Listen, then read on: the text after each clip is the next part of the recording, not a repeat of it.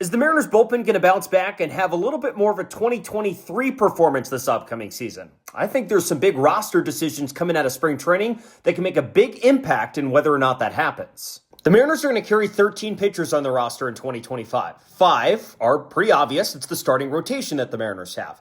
The other 8 are the bullpen, and that's where it gets a little trickier. Here's who I'm almost certain is going to be in the Mariners bullpen out of spring training. We have Andres Munoz, we have Gregory Santos, we have Taylor Saucedo, we have Colin Snyder, we have Gabe Spire, and I'm assuming Trent Thornton's going to be in that group as well. That's 6 of the 8.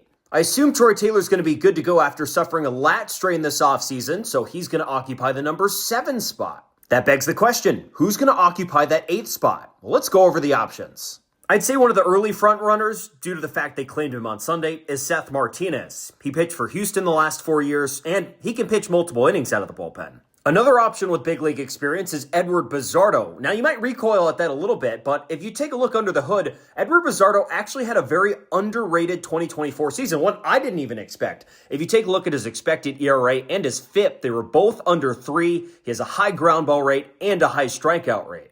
If we're talking about someone who doesn't have big league experience but definitely isn't flying under the radar, it's one of our personal favorites, Brandon Garcia.